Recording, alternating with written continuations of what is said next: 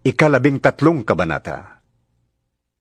Nang palabas na si Jesus sa templo, sinabi sa kanya ng isa sa mga alagad, Guro, tingnan po ninyo.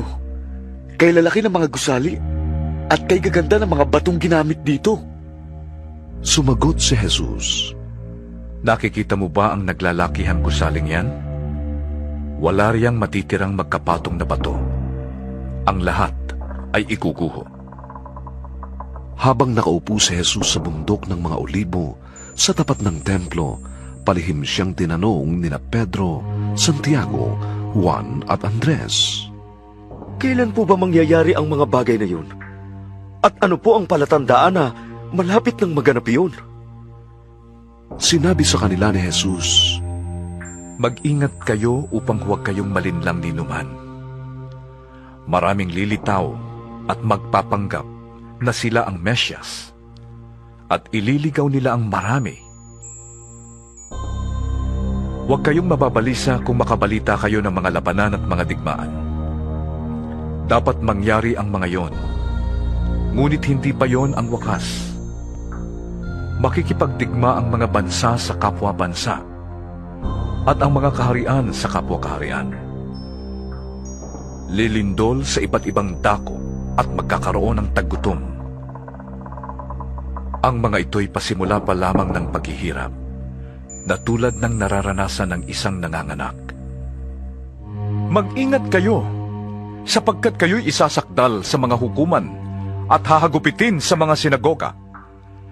Dahil sa akin, iaharap kayo sa mga gobernador at mga hari upang kayo'y magpatotoo sa harapan nila.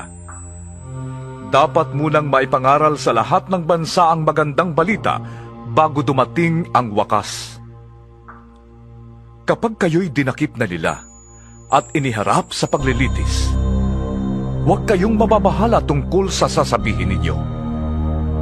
Sa oras na yon, sabihin ninyo ang dapat ninyong sabihin, sapagkat hindi kayo ang magsasalita, kundi ang Espiritu Santo na siyang magtuturo kung ano ang sasabihin ninyo.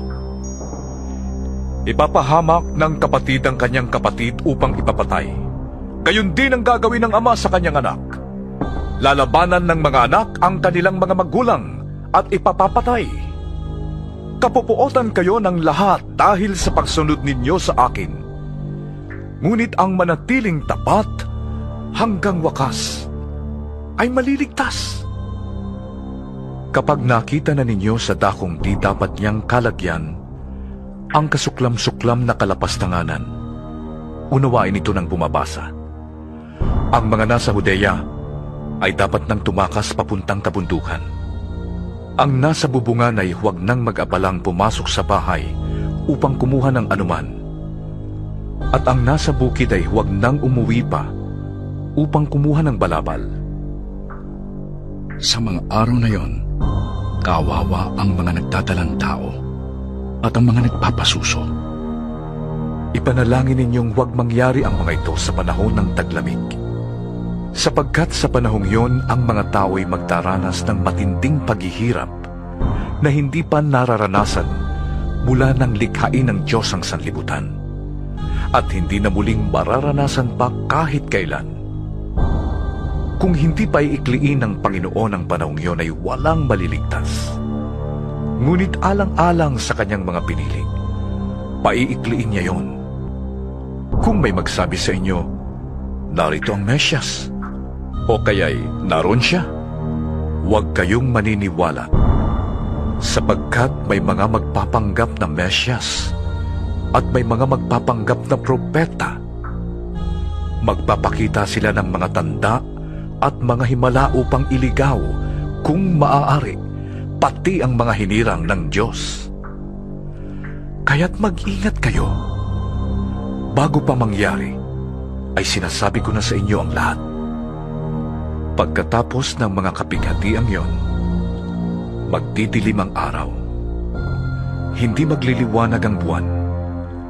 Malalaglag mula sa langit ang mga bituin, at magugulo ang mga kapangyarihan sa kalawakan. Makikita ng lahat ang anak ng tao na dumarating na nakasakay sa alapaap at may dakilang kapangyarihan at karangalan. Susuguin niya ang kanyang mga anghel sa 4 na sulok ng daigdig upang tipunin ng mga ito ang mga hinirang ng Diyos. Unawain ninyo ang aral mula sa puno ng igos. Kapag magulang na ang mga sanga nito at nagkakadahon na, alam ninyong malapit na ang tag-araw. Gayon din naman, kapag nakita ninyong nangyayari na ang mga bagay na ito, malalaman ninyong malapit na ang kanyang pagdating. Siya'y paparating na. Tandaan ninyo, magaganap ang lahat ng ito bago mamatay ang mga taong nabubuhay ngayon. Mawawala ang langit at ang lupa, ngunit hindi ang aking salita. Ngunit, walang nakakaalam ng araw ni oras na yon, kahit ang mga anghel sa langit o ang anak man. Ang Ama lamang ang nakakaalam yon. Magbantay kayo at maging handa, dahil hindi ninyo alam kung kailan ito mangyayari. Ang katulad nito'y isang taong maglalakbay sa malayo. Iniwan niya ang kanyang tahanan sa pamamahala ng kanyang mga utusan.